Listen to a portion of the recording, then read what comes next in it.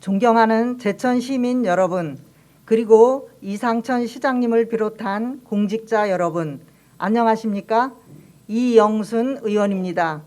저에게 5분 자유 발언의 기회를 주신 배동만 의장님을 비롯한 동료 의원 여러분께 감사드립니다.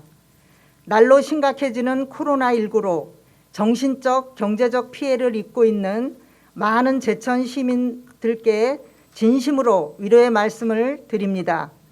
또한 코로나19 확산 저지를 위한 방역활동 최일선에서 고생하시는 의료 종사자와 봉사자 여러분, 그리고 이상천 시장님과 공직자 등 관계자 여러분의 노고에 진심으로 감사 인사를 드립니다.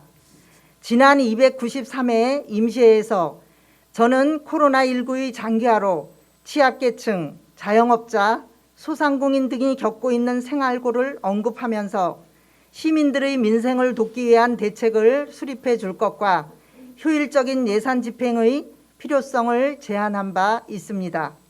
이를 위하여 제천시 의회에서는 지역경제 활성화라는 대승적 차원에서 여러 가지 논란에도 불구하고 집행부의 의견을 존중하여 예산을 통과시켰습니다.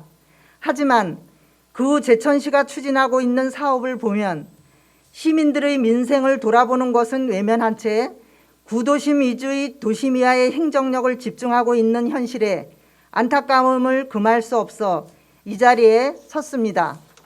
코로나19의 장기화로 많은 소상공인이 주를 이루는 골목 상권은 침체할 대로 침체하였고 문을 닫는 점포가 나날이 늘어나고 있습니다. 이러한 상황에서 많은 지자체에서는 코로나19 상황의 경제 침체 극복을 위하여 행정력을 집중하고 있고 국가에서도 제한적으로나마 국민상생지원금 지급을 결정하고 신청을 받고 있습니다. 현 코로나 난국을 타개하기 위한 최우선 정책에 행정력과 재원을 집중하고 있는 것입니다. 하지만 우리 시는 어떻습니까? 제천시가 추진하고 있는 사업 중 일부가 민생과는 동떨어진 도심이하 사업으로 지켜보는 일부 시민들은 민생은 돌보지 않고 치장만 한다라는 비난을 쏟아내고 있는 현실입니다.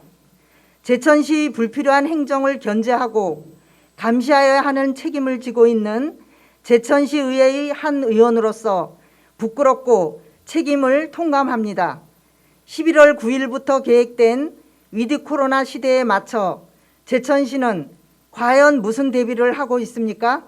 코로나 극복을 위한 눈앞의 실적에만 연연하여 코로나 이후 닥칠 새로운 경제 패러다임에 맞춰 우리 지역이 나아가야 할 방향을 정하지 못하고 있는 것은 아닌지 걱정스러운 대목입니다. 조선시대 대표적인 실학자인 다산 정약용이 지은 목민심서 4편 예민편에는 목민 간의 백성을 사랑하는 방법에 대해 다음과 같이 강조하고 있습니다. 목민 간은 불쌍한 백성을 보살펴야 할 의무가 있다. 목민 간은 자연재해가 나지 않도록 항상 대비해야 하며 재해가 생겼을 때는 백성들을 위로하고 구호하는 데 무엇보다 많이 힘써야 한다. 이는 과거나 지금이나 목민 간의 가장 중요한 의무는 백성의 안위를 돌아보고 백성들을 구호하는 것이라는 것을 강조한 교훈일 것입니다. 물론 사업마다 부서에서 심려를 기울여 계획하고 검토하여 그에 따른 예산을 확보하는 것은 지극히 당연한 행정임에는 틀림없을 것입니다. 하지만 이 모든 것을 시민들의 생활과 밀접하고 경제 회복에 최우선을 두고 시책 사업을 설정하여 시행하였다면 공직자들의 노고가 빛을 발하고 시민들로부터 호응을 얻었지 않았을까 하는 아쉬움이 앞섭니다. 아무리 주변 환경을 보기 좋게 가꾼다 해도 민생과 동떨어져 있다면 시민들의 공감을 얻을 수 없습니다. 제천시가 추진하고 있는 조경, 공원 등에 투입되고 있는 사업은 초기 사업비를 제외하고도 이들 시설을 운영하는 데 매년 3억 2천만 원이 소요될 것으로 보입니다.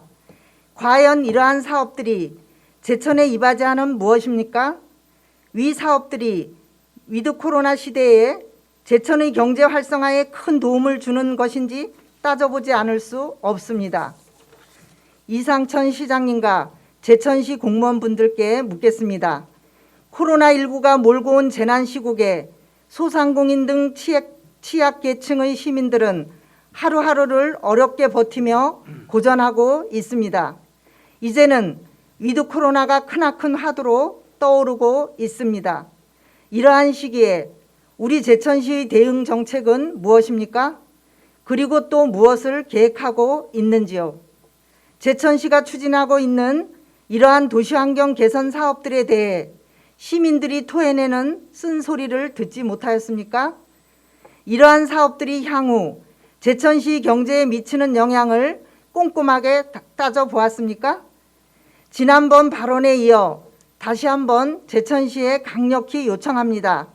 도시환경 개선 사업은 다시 한번 되새겨보고 민심을 청취하고 지역 소상공인과 같이 그늘에서 힘겹게 살고 있는 시민을 위한 정책을 펼쳐 나가야 한다고 생각합니다. 하루하루 힘들게 버티고 있는 힘없는 시민을 위한 경제정책을 펼쳐주시기를 간곡히 당부드립니다.